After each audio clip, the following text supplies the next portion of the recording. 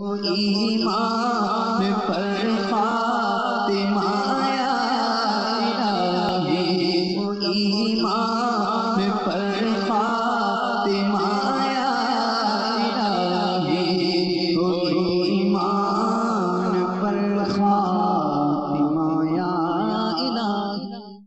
الحمدللہ رب العالمین والصلاة والسلام علی سید المرسلین، اما بعد فاعوذ باللہ من الشیطان الرجیم، بسم اللہ الرحمن الرحیم۔ الصلاة والسلام علیک یا رسول اللہ وعلی آلک وصحابک یا حبیب اللہ۔ الصلاة والسلام علیک یا نبی اللہ وعلی آلک وصحابک یا نور اللہ۔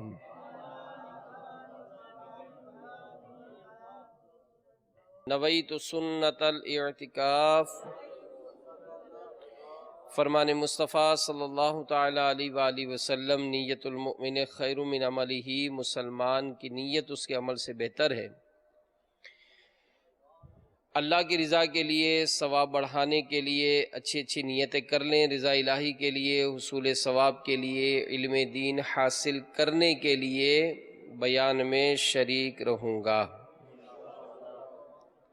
تعظیم علم دین کی خاطر جتنا ہو سکا دو زانوں بیٹھ کر، کان لگا کر توجہ کے ساتھ سنوں گا۔ جو باتیں سنوں گا اسے یاد رکھوں گا، عمل کروں گا، دوسروں تک پہنچانے کی کوشش کروں گا۔ امیر اہل سنت دامت برکاتہم العالیہ اپنے رسالے ضیاء درود و سلام میں صفحہ نمبر 3 پر درود پاک کی فضیلت بیان کرتے ہوئے لکھتے ہیں کہ شافع امم رسول محتشم صلی اللہ تعالی علیہ وآلہ وسلم کا فرمان معظم ہے، جس نے مجھ پر ایک بار درود پاک پڑھا، اللہ عز و جل اس پر 10 رحمتیں نازل فرماتا ہے، اور جو مجھ پر 10 مرتبہ درود پاک پڑھے، اللہ عز و جل اس پر 100 رحمتیں نازل فرماتا ہے، اور جو مجھ پر 100 مرتبہ درود پاک پڑھے، اللہ عز و جل اس کی دونوں آنکھوں کے درمیان لکھ دیتا ہے کہ یہ نفاق اور جہنم کی آگ سے آزاد ہے، اور اسے بروز قیامت شہداء کے ساتھ رکھے گا۔ صلو علی الحبیب صلی اللہ تعالی علی محمد وعلی آلہ وصحبہ وبارک وسلم، صلاۃ و سلام علیک یا سیدی یا رسول اللہ۔ حضرت سیدنا انس رضی اللہ تعالی عنہ فرماتے ہیں کہ حضرت سیدنا ابو طلحہ رضی اللہ تعالی عنہ نے اسلام لانے سے قبل سیدتنا ام سلیم رضی اللہ تعالی عنہا کو نکاح کا پیغام بھیجا، تو جواباً سیدتنا ام سلیم رضی اللہ تعالی عنہ نے فرمایا کہ اے ابو طلحہ، کیا تمہیں علم ہے کہ تمہارا معبود جس کی تم عبادت کرتے ہو وہ زمین سے اگنے والی لکڑی سے بنا ہوا ہے، اور اسے ایک حبشی نے تیار کیا ہے؟ تو ابو طلحہ رضی اللہ تعالیٰ عنہ فرمایا کہ ہاں مجھے علم ہے۔ تو سیدتنا ام سلیم رضی اللہ تعالیٰ عنہ نے فرمایا کہ تو کیا ایک لکڑی کی عبادت کرتے ہوئے آپ عار محسوس نہیں کرتے؟ اگر آپ اسلام قبول کر لیں تو میں اس کے علاوہ کوئی اور مہر نہیں لوں گی۔ حضرت سیدنا ابو طلحہ رضی اللہ تعالیٰ عنہ نے فرمایا کہ میں غور و فکر کے بعد ہی کوئی فیصلہ کروں گا، اور چلے گئے۔ پھر جب دوبارہ آئے تو اشہد ان لا الہ الا اللہ وان محمد رسول اللہ کہہ کر مسلمان ہو گئے۔ حضرت سیدتنا ام سلیم رضی اللہ تعالی عنہ نے فرمایا کہ اے انس رضی اللہ تعالی عنہ، اب تم ابو طلحہ رضی اللہ تعالی عنہ سے میرا نکاح کر دو۔ تو میٹھے میٹھے اسلامی بھائیوں اور مدنی چینل کے ناظرین، غور کیجئے کہ کس طرح سیدتنا ام سلیم، یہ صحابیہ تھیں، نے حضرت سیدنا ابو طلحہ رضی اللہ تعالی عنہ کو کفر کے اندھیروں سے نکال کر اسلام کی راہ دکھا دی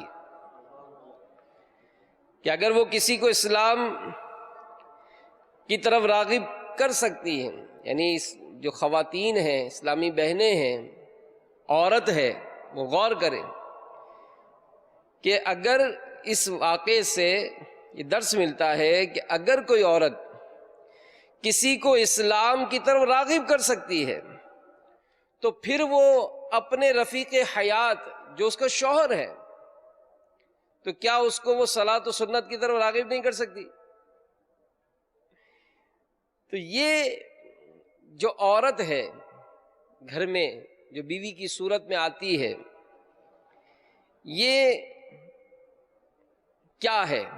تو علماء لکھتے ہیں کہ وہ عورت دنیا کی سب سے بہتر عورت ہے جو خود بھی نیکی کی راہ پر چلے اور شوہر کو بھی چلنے کی ترغیب دے۔ اسی لیے ہمارے پیارے آقا صلی اللہ تعالی علیہ وآلہ وسلم نے فرمایا کہ دنیا ایک مال ہے، دنیا ایک مال ہے، اور دنیا کے مال میں سے نیک عورت سے بڑھ کر کوئی شے فضیلت والی نہیں۔ تو معلوم ہوا کہ نیک عورت یہ دنیا کا ایک قیمتی سرمایہ ہے۔ نیک عورت شوہر کے لیے باعث فخر اور سب سے انمول شے ہے۔ تو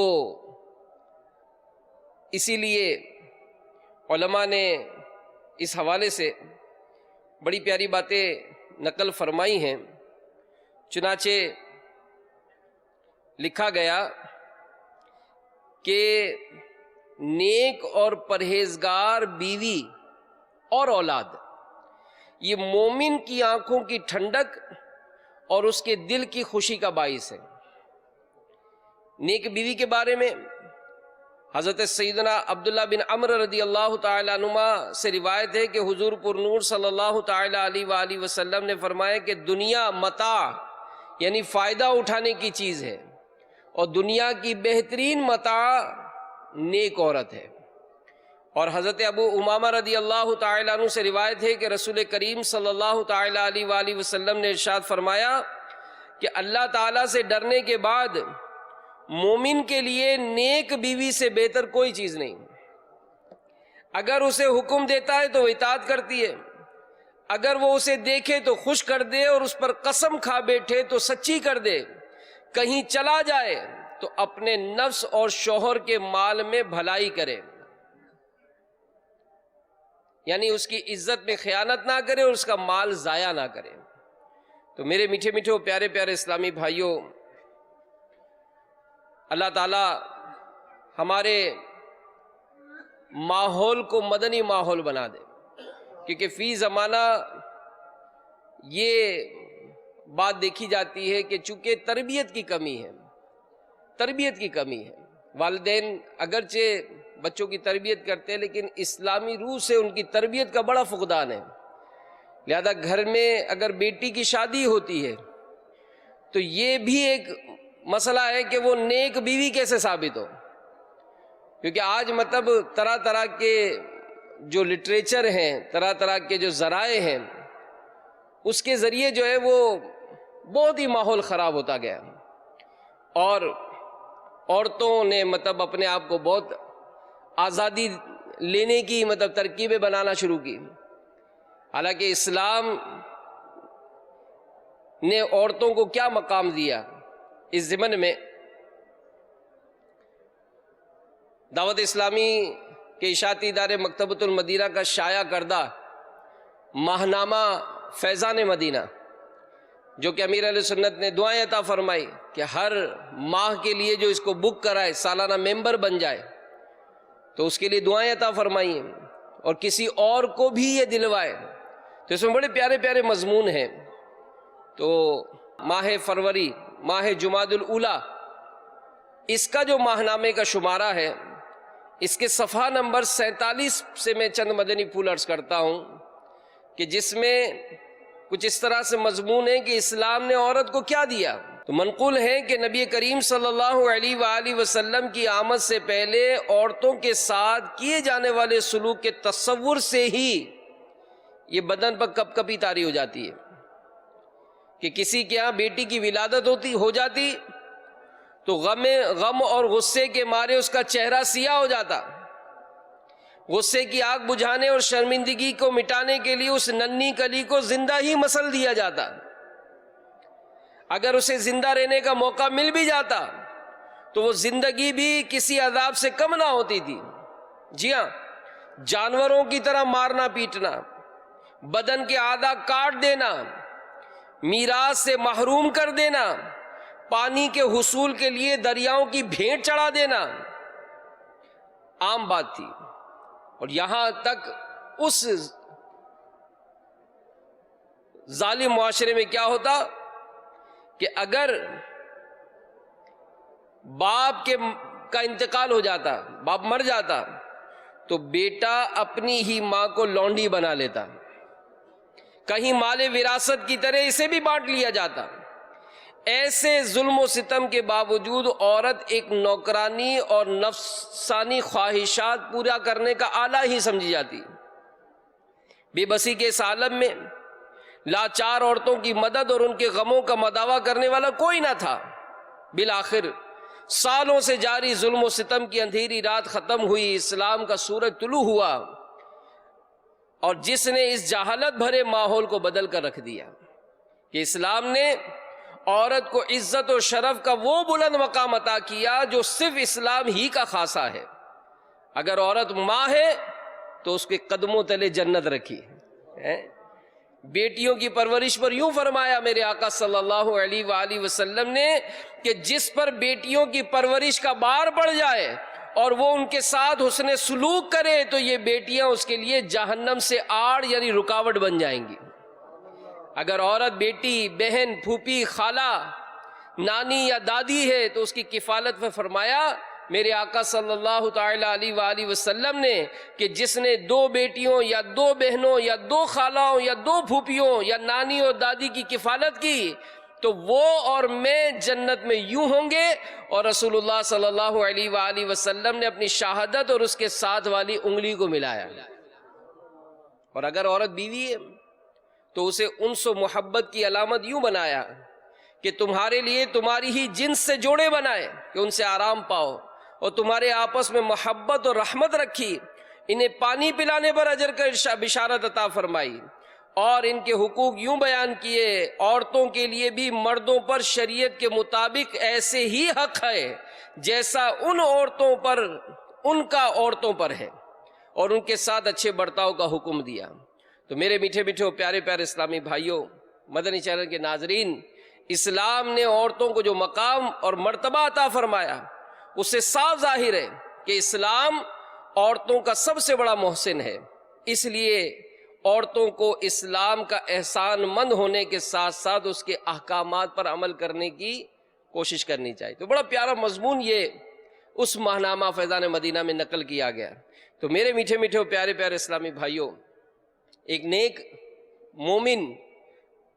مومن مرد کے لیے ایک نیک بیوی جو ہے یہ ایک بہت بڑی نعمت ہے، بہت بڑی نعمت ہے۔ اور احادیث مبارکہ میں اس کے بڑے اوصاف بھی بیان ہوئے۔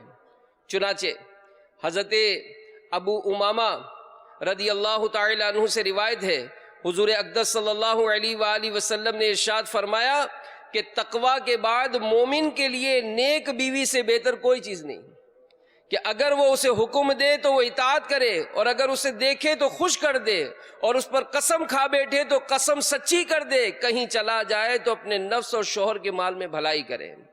حضرت عبداللہ بن عباس رضی اللہ تعالی عنہما سے روایت ہے، رسول اللہ صلی اللہ علیہ وآلہ وسلم نے ارشاد فرمایا کہ جسے 4 چیزیں ملیں اسے دنیا اور آخرت کی بھلائی ملی۔ نمبر 1 شکر گزار دل، نمبر 2 یاد خدا کرنے والی زبان، نمبر 3 مصیبت پر صبر کرنے والا بدن، اور نمبر 4 ایسی بیوی کہ اپنے نفس اور شوہر کے مال میں گناہ کی متلاشی یعنی اس میں خیانت کرنے والی نہ ہو۔ تو میرے میٹھے میٹھے اور پیارے پیارے اسلامی بھائیوں، ہم یہاں پر ظاہر ضمناً میں یہ بھی عرض کروں گا کہ جو پہلے کے دور میں ظلم و ستم ہوتا تھا، تو بدقسمتی سے آج بھی جو مسلمان علم دین سے دور ہوتے ہیں تو آج وہ بھی ظلم و ستم میں پیچھے نہیں رہتے، اور اس وقت ہمارا معاشرہ میں بھی اس طرح کے واقعات نظر آ رہے ہیں۔ بیویوں کو تنگ کرنا، جبری طور پر مہر معاف کروانا، ان کے حقوق ادا نہ کرنا، ذہنی اذیتیں دینا، یعنی یہ ایسی باتیں کہ اگر اس میں مثالیں قائم کی جائیں تو بہت ساری مثالیں ہو سکتی ہیں۔ کبھی عورت کو اس کے ماں باپ کے گھر بٹھا دینا، وہ آنا چاہتی ہے نہیں لایا جاتا ہے، وہ فون کرتی ہے اٹھایا نہیں جاتا ہے، اور یہ دونوں طرف بھی ہوتا ہے۔ بدقسمتی سے ایسے والدین بھی ہیں جو اس طرح کا معاملہ کر کے اپنی بیٹی کو گھر پہ بٹھا دیتے ہیں۔ اب وہ باپ تڑپ رہا ہے کہ میرے بچوں کو دیکھا نہیں ہے، یا فیضان مدینہ میں آتے دعا کراتے کہ دعا کرو کہ میرے بچوں کی امی کے جو والد ہیں اس کا دل نرم ہو جائے، اس کی ماں ہے اس کا دل نرم ہو جائے، ہم دونوں آپس میں ملنا چاہتے ہیں، ہمارے گھر کے بڑے جو ہے نا وہ اس معاملے میں ہمارے ساتھ تعاون نہیں کرتے۔ تو بعض اوقات یہ ہوتا ہے کہ انڈرسٹینڈنگ جس وقت آپس میں ملے ہوئے ہوتے ہیں تو لڑائی جھگڑے سے فرصت نہیں ہوتی ہے، اور پھر جب ظاہر ہے پانی سر سے گزر جاتا ہے تو پھر بھگتتے ہیں۔ تو بہرحال یہ بھی ظلم ہے کہ ماں باپ کے گھر بٹھا دینا، کبھی اپنے گھر میں رکھ کر بات چیت بند کر دینا، یہ بھی ایک بڑا مسئلہ ہے۔ شوہر صاحب ناراض ہو گئے، اب بیوی سے بات ہی نہیں کر رہے، کیسے؟ آپ خود سوچیں کہ سارا دن آپ اور ہم تو باہر رہتے ہیں، نا، خوش گپیاں کرتے ہیں، دوستوں سے ملاقات کرتے ہیں۔ ایک مرد ہی تو ہے جو اس عورت کی ایک امید کی کرن ہوتا ہے کہ یہ آئے گا تو گھر میں کچھ مسکراہٹ لائے گا، کوئی بات چیت کرے گا۔ اب یہی آ کر غصے میں منہ پھلا کر سو جائے، یا آج کل یہ جو نیٹ کا معاملہ ہے تو اس میں اپنے آپ کو اتنا بیزی کر دیا جائے کہ بالکل نہ بچوں سے توجہ نہ گھر والوں سے توجہ۔ اسی طرح دوسروں کے سامنے ڈانٹ ڈپٹ کرنا، یہ بھی بڑا عجیب و غریب ماحول ہے ہمارا۔ لتاڑنا، جھاڑنا، عورت بیچاری شوہر کے پیچھے پیچھے پھر رہی ہوتی ہے اور شوہر صاحب آگے مطلب کسی طرح سے تعاون کرنے کے لیے تیار نہیں ہے۔ عورت کے گھر والوں سے صراحتاً یا بیوی کے ذریعے نت نئے مطالبے کیے جاتے ہیں، یہ بھی پورا مضمون ہے کہ اس نے بھی ہمارے معاشرے میں بڑی آفتیں ڈھائی ہوئی ہیں۔ کبھی کچھ دلانے اور کبھی کچھ دلانے کا مطلب وہ فرمائشیں ہو رہی ہیں۔ الغرض ظلم و ستم کی وہ کون سی صورت ہے جو آج کل بھی معاشرے میں نہیں پائی جا رہی؟ وجہ کیا؟ تربیت۔ وجہ تربیت۔ جیسا امیر علیہ السلام فرماتے ہیں کہ اگر خودکشی کے واقعات بڑھتے گئے تو میں آپ کو چیلنج کرتا ہوں کہ آپ واقعات پڑھ کے دیکھیں، کوئی اس میں عالم دین نہیں ہوگا، کوئی عالم دین نہیں ہوگا جس نے تنگ دستی سے گھبرا کر گولی مار لی ہوگی، پنکھے سے لٹک گیا ہوگا، کبھی نہیں ہوگا۔ تو بہرحال میرے میٹھے میٹھے پیارے پیارے اسلامی بھائیوں، مدنی چینل کے ناظرین، ہمیں خود بھی اپنا کردار ادا کرنا پڑے گا، اپنے معاشرے میں اچھا مطلب ماحول دینے کے لیے ہمیں خود اپنے آپ کو نیک بنانا پڑے، گھر کا ماحول اچھا بنانا پڑے گا۔ اگر ہماری بیٹی ہے وہ کہیں جا کر ایک اچھی بیوی ثابت ہو جائے، ہمارا بیٹا ہے تو کل کو وہ ایک اچھا شوہر ثابت ہو جائے، یہ تو ہو سکتا ہے نا، اس کی کوئی بنیاد تو رکھی جا سکتی ہے۔ تو بہرحال یہ نیک بیوی، اس کے متعلق ہم آج کے بیان میں کچھ سنیں گے، اسی طرح اولاد کے حوالے سے سنیں گے کہ نیک بیوی اور نیک اولاد یہ ایک مومن کے لیے ایک نعمت ہے، اور اس ضمن میں نیک سیرت اور مثالی بیوی کی ایک خوبی یہ بیان کی گئی کہ وہ اپنے شوہر کی نعمتوں کی شکر گزار رہتی ہے۔ کبھی بھی اس کے احسانات کا انکار کر کے ناشکری نہیں کرتی، اچھی طرح جانتی ہے کہ شوہر مجھ جیسی صنف نازک کے لیے ایک مضبوط سہارا اور اللہ کی نعمت ہے، وہی میری ضرورتوں کو پورا کرتا ہے، اسی کی وجہ سے مجھے اولاد کی نعمت ملی ہے۔ رحمت عالم صلی اللہ تعالی علیہ وآلہ وسلم نے عورتوں کو اپنے شوہروں کی ناشکری سے بچنے کی تاکید بہت فرمائی ہے، چنانچہ حضرت اسماء بنت یزید رضی اللہ تعالی عنہا فرماتی ہیں کہ ایک مرتبہ سرکار دو عالم صلی اللہ تعالی علیہ وآلہ وسلم ہم عورتوں کے پاس سے گزرے تو ہمیں سلام کیا اور فرمایا احسان کرنے والوں کی ناشکری سے بچنا۔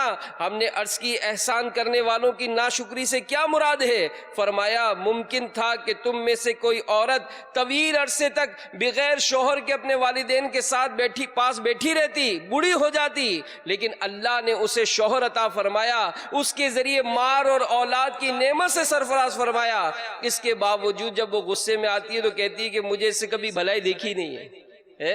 یہ عورتوں کے ہوتا ہے کہ اگر کسی رشتہ دار کے گھر ہو کر آ گئے تو اپنے گھر کا فرنیچر اچھا نہیں لگتا ہے، آپ نے ہمیں کیا دیا ہے، دیکھو وہ کیسے گھر میں رہتے، آپ نے ہمیں کیا دیا ہے، دیکھو کیسی گاڑیوں میں گھومتے، آپ نے ہمیں کیا دیا ہے، دیکھو ان کے گھر میں کیسے کیسے کھانے تھے، ہم شادی میں گئے ہمارے کپڑے دیکھو، ان کے کپڑے دیکھو۔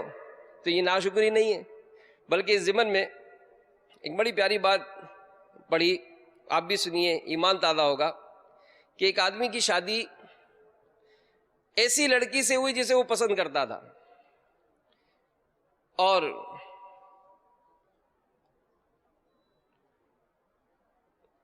جب شادی ہوئی تو بہت بڑا اس کے لیے فنکشن تھا، اس کی خواہش پوری ہو گئی،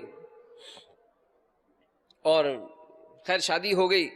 کچھ مہینے کے بعد وہ لڑکی اپنے شوہر کے پاس آئی اور اسے کہنے لگی کہ میں نے ایک میگزین میں پڑھا ہے کہ کس طرح اپنی شادی کو مضبوط کیا جا سکتا ہے، میں نے ایک میگزین میں پڑھا ہے کہ اپنی شادی کو مضبوط کیسے کیا جا سکتا ہے۔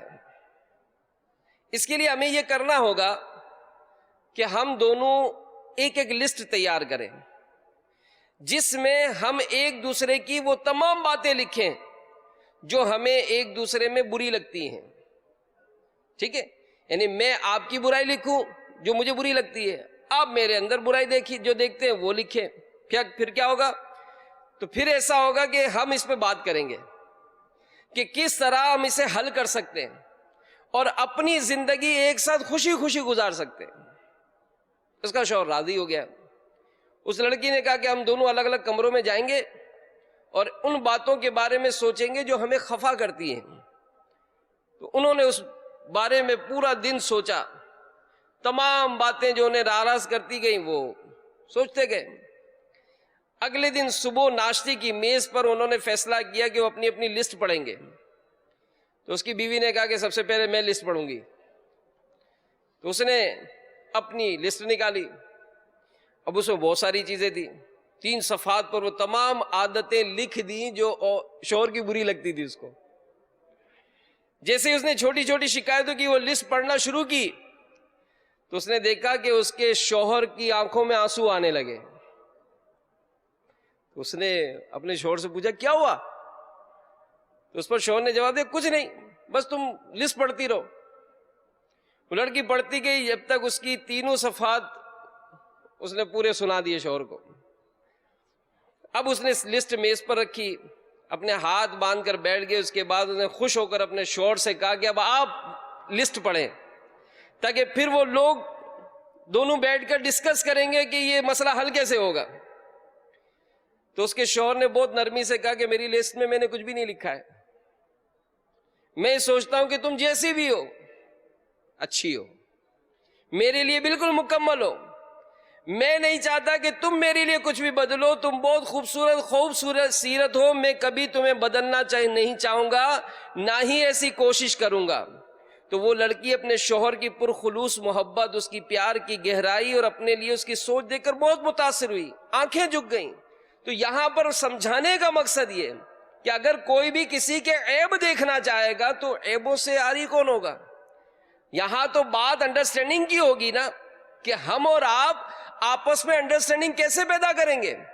اپنے گھر کو گہوارہ سنت کیسے بنائیں گے؟ یعنی یہاں یہ دنیاوی لحاظ سے بھی ہو سکتا ہے، لیکن میرا کانسیپٹ تو مذہبی حوالے سے ہوگا کہ ہم یہاں پر یہی چاہیں گے کہ ایک شوہر وہ دیندار ہو، عورت دیندار ہو، تاکہ ان کی اولاد یہ بھی سنتوں کی پیکر بنے۔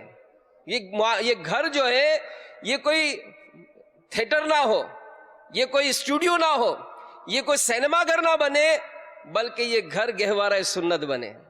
اس گھر میں رہنے والے تہجد گزار ہوں، اس گھر میں رہنے والے تلاوت قرآن کرنے والے ہوں، اس گھر میں رہنے والے یہ بڑوں کا ادب کرنے والے ہوں، اس گھر میں رہنے والے یہ چھوٹوں پر شفقت کرنے والے ہوں، اس گھر میں رہنے والے جو مرد ہوں وہ باجماعت نماز پڑھنے والے ہوں، اس گھر کی جو عورتیں ہوں وہ حیا کی چادر اور مطلب شرم و حیا کی پیکر ہوں۔ کیسے ہوگا؟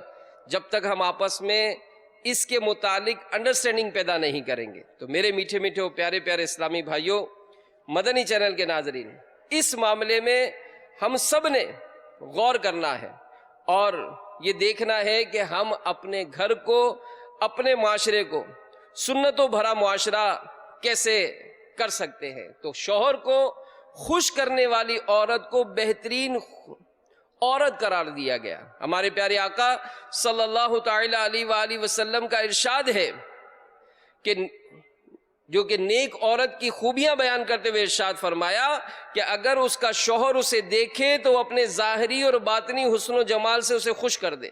سیدنا حسین بن محسن رضی اللہ تعالی عنہ فرماتے ہیں، میری پھوپھی نبی پاک علیہ الصلوۃ والسلام کی خدمت میں حاضر ہوئیں تو آپ صلی اللہ تعالی علیہ وآلہ وسلم نے فرمایا، کیا تم شادی شدہ ہو؟ انہوں نے عرض کی جی ہاں۔ آپ نے دریافت فرمایا، تمہارا اپنا شوہر کے ساتھ رویہ کیسا ہے؟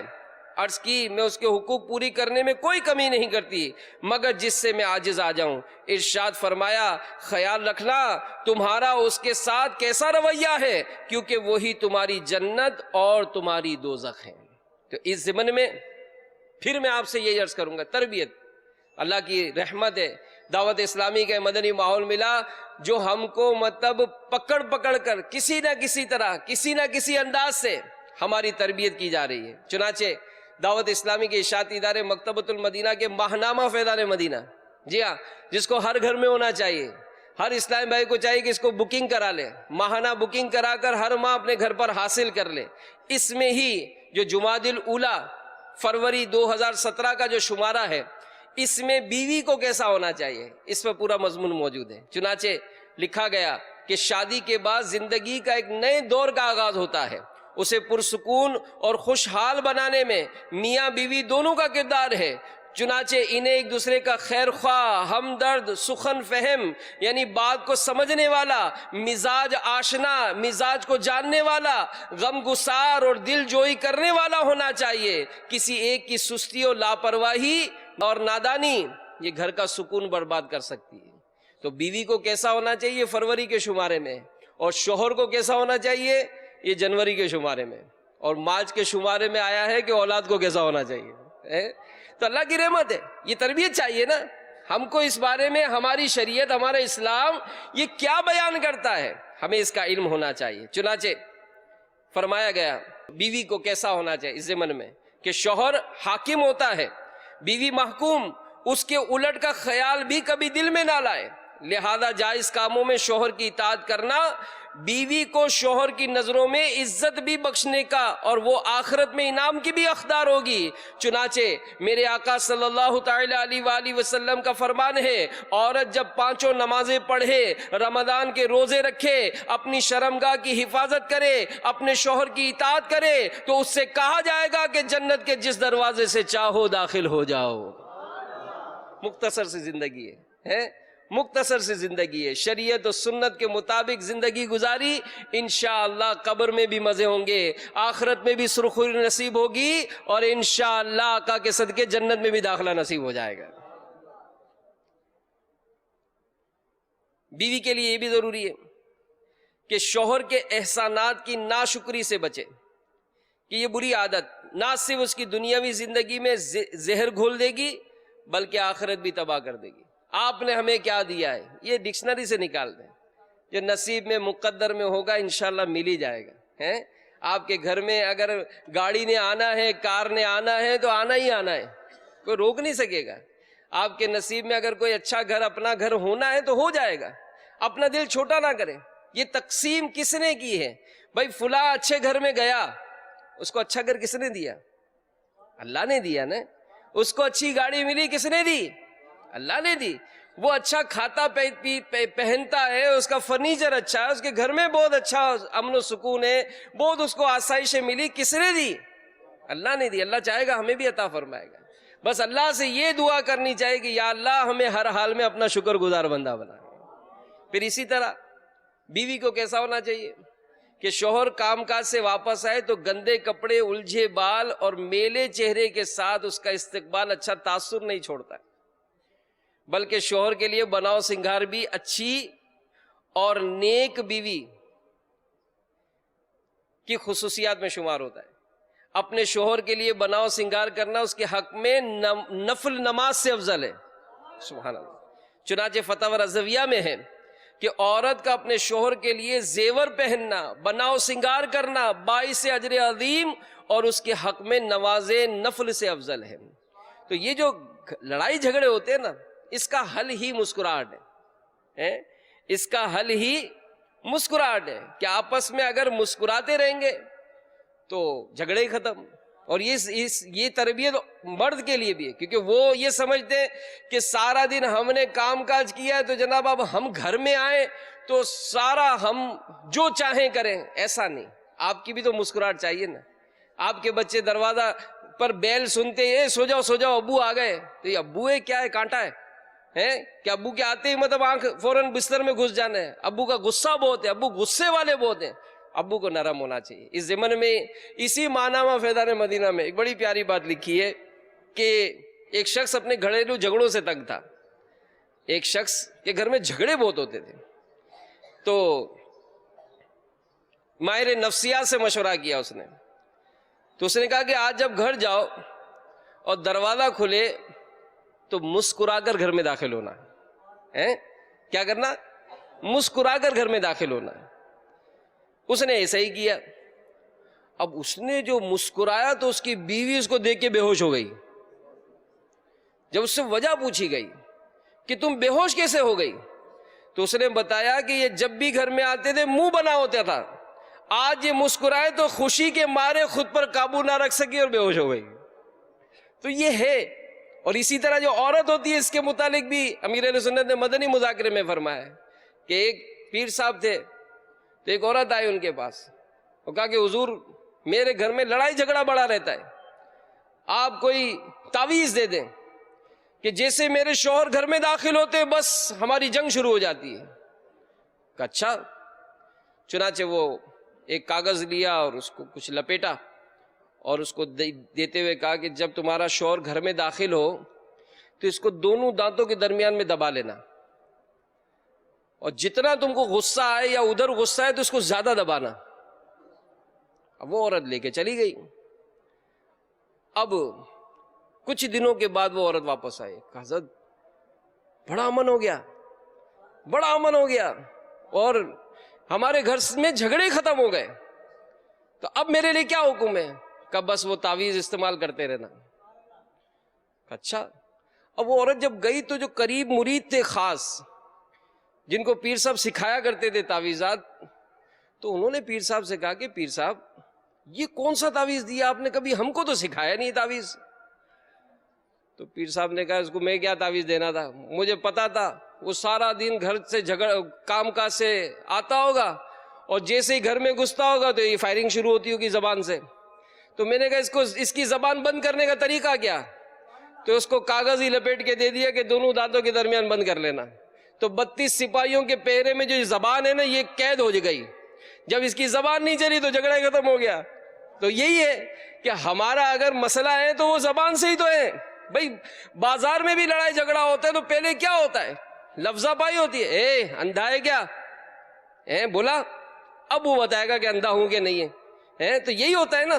تو ہماری زبان ہی تو تکلیف دیتی ہے. تو اس زبان کو قید کرنے میں مردوں میں بھی جھگڑے ختم، عورتوں میں بھی ختم. تو بہرحال اللہ تعالیٰ ہمارے گھروں کو گہوارہ سنت بنائے اور ہمیں شریعت و سنت کے مطابق عمل کرنے کی توفیق عطا فرمائے۔ اسی طرح نیک اولاد، یہ بھی اللہ تبارک و تعالیٰ کا عظیم انعام ہے۔ اولاد صالح کے لیے اللہ عز و جل کے پیارے نبی حضرت سیدنا زکریا علی نبینا وعلی صلاۃ السلام نے بھی دعا مانگی، چنانچہ قرآن پاک میں ہے رب ہب لی من لدنک ذریۃ طیبہ انک سمیع الدعاء، اے رب مجھے میرے اپنے پاس سے دے ستھری اولاد، بے شک تو ہی دعا سننے والا۔ اور حضرت سیدنا ابراہیم خلیل اللہ علیہ نبینا والی صلاۃ والسلام نے اپنی آنے والی نسلوں کو نیک بنانے کے لیے یوں دعا کی، رب اجعلنی مقیم الصلاۃ ومن ذریتی ربنا وتقبل دعا، اے میرے رب مجھے نماز قائم کرنے والا رکھ اور کچھ میری اولاد کو، اے میرے رب اور میری دعا سن لے۔ تو یہی وہ نیک اولاد ہے جو دنیا میں اپنے والدین کے لیے راحت جان، آنکھوں کی ٹھنڈک کا سامان بنتی ہے، بچپن میں ان کا دل کا سرور، جوانی میں آنکھوں کا نور، والدین کے بوڑھے ہو جانے پر ان کی خدمت کر کے ان کا سہارا بنتی ہے۔ پھر جب وہ یہ والدین دنیا سے گزر جاتے ہیں تو یہ سعادت مند اولاد اپنے والدین کے لیے بخشش کا سامان بنتی ہے۔ جیسا کہ ہمارے پیارے آقا صلی اللہ تعالی علیہ وآلہ وسلم نے ارشاد فرمایا کہ جب آدمی مر جاتا ہے اس کا اعمال کا سلسلہ منقطع ہو جاتا ہے سوائے 3 کاموں کے کہ یہ سلسلہ جاری رہتا ہے۔ نمبر 1 صدقہ جاریہ، نمبر 2 وہ علم جس سے فائدہ اٹھایا جائے، اور نمبر 3 نیک اولاد جو اس کے حق میں دعائے خیر کرے۔ ایک اور مقام پر ہمارے پیارے آقا صلی اللہ علیہ وآلہ وسلم نے ارشاد فرمایا جنت میں آدمی کا درجہ بڑھا دیا جاتا ہے تو وہ کہتا ہے کہ میرے حق میں یہ کس طرح ہوا؟ تو جواب ملتا ہے اس لیے کہ تمہارا بیٹا تمہارے لیے مغفرت طلب کرتا ہے۔ اے اللہ میرے ماں باپ کی ساری امت کی بخشش فرما دے۔ اب میرے سے فرماتے نا ہر نماز کے بعد جب درس فیضان سنت ہوتے ہیں مسجد میں، یہ دعا خاص کر مبلغین کرتے ہیں۔ کتنے خوش نصیب ہیں وہ مبلغ اسلام بھائی، وہ اسلام بھائی جو درس دیتے ہیں۔ اب درس دینے کے لیے کوئی قید نہیں ہے کہ جناب آپ کے مطلب امامہ شریف ہوگا اور جناب وہ مدنی حلیہ ہوگا تو ہی درس دیں گے، ٹھیک ہے، پینٹ شرٹ پہنتے ہیں آپ، فیضان سنت پڑھ کے تو سنانی ہے نا، دعا ہی تو کرنی ہے نا، تو کر لیں۔ تو اس طرح اپنے آفیسز میں، تعلیمی اداروں میں، کوچنگ سینٹرز میں ہم یہ درس جاری کر سکتے ہیں۔ تو کتنا بڑا اجر ہے کہ جب وہ اس کے ماں باپ کا درجہ بلند کیا جاتا ہے، یعنی فرمایا گیا کہ جنت میں آدمی کا درجہ بڑھایا جاتا ہے۔ وہ کہتا ہے کہ میرے حق میں کس طرح ہوا؟ تو جواب ملتا ہے اس لیے کہ تمہارا بیٹا تمہارے لیے مغفرت طلب کرتا ہے۔ تو حکیم الامت مفتی احمد یار خان علیہ رحمت الحنان اس حدیث پاک کے تحت فرماتے ہیں کہ اس سے چند مسئلے معلوم ہوئے۔ ایک یہ کہ نیک اولاد جو ماں باپ کو ان کے مرنے کے بعد دعائے ایصال ثواب، استغفار وغیرہ سے یاد رکھے، صدقہ جاریہ ہے، اور رب کی رحمت ہے جس کے ذریعے مردے کو قبر میں فائدہ پہنچتا رہتا ہے۔ دوسرا یہ کہ شفاعت مومنین برحق ہے جس کا فائدہ میت کو پہنچتا ہے۔ پھر نبی پاک علیہ الصلوۃ والسلام کی شفاعت کا کیا کہنا۔ تیسرا یہ کہ اولاد کو چاہیے کہ ماں باپ کو دعائے خیر میں یاد رکھے، حتیٰ کہ نماز میں سلام پھیرتے وقت رب اغفر لی ولی والدیہ پڑھے۔ چنانچہ ایسا بچہ نیکوکار میں شمار ہوگا۔ تو خیال رہے کہ ولد یعنی بچے میں بیٹا بیٹی اور ان کی اولاد اور در اولاد سب شامل ہیں۔ کبھی 7ویں پشت کی اولاد 7ویں دادا کو کام آ جاتی ہے۔ پرسرار خزانے میں اس کا واقعہ لکھا ہے میرے سنت کے، نسل در نسل اس کا فائدہ پہنچتا ہے۔ اور پھر حضرت سیدنا عیسیٰ علیہ نبینا علیہ الصلوۃ والسلام کے بارے میں منقول ہے کہ قبر سے گزرے، عذاب ہو رہا تھا، کچھ وقفے کے بعد سے گزرے تو اس پر رحمت کا نزول تھا۔ عرض کی مولا پہلے عذاب ہو رہا تھا اب رحمت کا نزول ہے۔ ارشاد فرمایا کہ اے عیسیٰ یہ گناہ گار تھا اس لیے عذاب میں مبتلا تھا، لیکن جب یہ مرا تو اس کی بیوی کے پیٹ میں بچہ تھا، اس بچے نے مدرسے جانا شروع کیا، استاد نے اس کو بسم اللہ الرحمن الرحیم پڑھائی، مجھے حیا آئی کہ میں زمین کے اندر اس باپ کو کیسے عذاب دوں جس کا بیٹا زمین پر مجھے رحمان و رحیم پکار رہا ہے۔ تو یہاں پر میں یہی عرض کروں گا، تربیت۔ تو آج دعوت اسلامی ہمارے مدنی منوں کی تربیت کر رہی ہے، ہماری مدنی منیوں کی تربیت کر رہی ہے، اسلامی بہنوں کے اجتماعات کر کے ہماری گھر کی عورتوں کی اصلاح ہو رہی ہے، خود ہمیں اجتماعات میں مدنی چینل کے ذریعے ترغیب دلائی جا رہی ہے۔ تو دعوت اسلامی کا دو اہم ترین شعبے مدرسۃ المدینہ، جامعۃ المدینہ، جنہوں نے آج ہمارے معاشرے کو ہزارہا حافظ اور عالم دین دیے۔ دعوت اسلامی کی کتنی ضرورت ہے معاشرے کو یہ ہم سب سمجھتے ہیں۔ ہمارے گھر میں اگر بچوں نے قرآن پڑھ لیا، یہ امیر اہل سنت کا صدقہ ہے، مدرسہ مدینہ کی برکتیں ہیں۔ اگر آج ان کے گھروں میں عالم دین ہیں، وہ غور کریں کہ اس کی کہاں سے فیضان ملا۔ یہ فیضان ہے جامعۃ المدینہ ہے، امیر اہل سنت کی برکت۔ تو آج جب معاشرے میں اس قدر اہم ترین کام دعوت اسلامی کر رہی ہے، تو دعوت اسلامی کا مالی طور پر ہاتھوں کو مضبوط کرنا یہ ہم سب کی ذمہ داری ہے۔ جتنا کوشش کریں گے یہ کام اور بڑھے گا، اور انشاءاللہ ہمیں اس کام کو اور بڑھانا ہے نا۔ کون کون ساتھ دے گا؟ انشاءاللہ ہم سب نے مل کر اس کام کو اور بڑھانا ہے۔ خواہش ہونی چاہیے کہ ہر گھر میں کم از کم ایک حافظ ہو، ہر گھر میں کم از کم ایک عالم ہو۔ آپ بتائیں جب معاشرے میں حفاظ ہوں گے، معاشرے میں عالم دین ہوں گے، یہ گھروں میں جو غیر شرعی معاملات ہوتے ہیں، جو لڑائی جھگڑے ہوتے ہیں، جو آپس کی حق تلفیاں ہوتی ہیں، اس میں کس قدر کمی ہو جائے گی، معاشرہ کیسا برکتوں والا ماحول بن جائے گا۔ تو اس کے لیے آپ جتنے بھی یہاں موجود ہیں، مدنی چینل کے ناظرین ہیں، دعوت اسلامی کا ساتھ دیجیے۔ کسی کے بچے کی اصلاح ہو گئی، ہو سکتا ہے کہ آپ کے بچے کی اصلاح کا ذریعہ بن جائے۔ کسی کی بچی نے قرآن پڑھ لیا، ہو سکتا ہے کہ اس کی برکت سے آپ کی آنے والی نسلیں بھی قرآن کی عالمہ بن جائیں، حافظ قرآن بن جائیں۔ تو یہ ایک ثواب ہے، ایک سلسلہ ہے جو ہمیں چلانا ہے، اور اللہ سلامت رکھے امیر اہل سنت کو۔ 1980 میں اس پودے کو لگایا، آج دنیا میں 200 ممالک میں کام پہنچا، 103 سے زیادہ شعبہ جات بنے، اربوں روپے کے اخراجات دعوت اسلام کے ہو گئے۔ جب بھی دعوت اسلامی پکارے تو آپ نے لبیک کہنا ہے۔ ہر کوئی اپنے آپ کو اس معاملے میں پیش کرے کہ چاہے میرا روپیہ ہوگا، میرے کروڑوں روپے ہوں گے، انشاءاللہ میں دعوت اسلامی کو تن من دھن کے ساتھ اس کے ساتھ تعاون کروں گا۔ اللہ تعالیٰ ہم سب کو عمل کرنے کی توفیق عطا فرمائے، آمین بجاہ النبی الامین صلی اللہ تعالی علیہ وآلہ وسلم۔ ایمان پر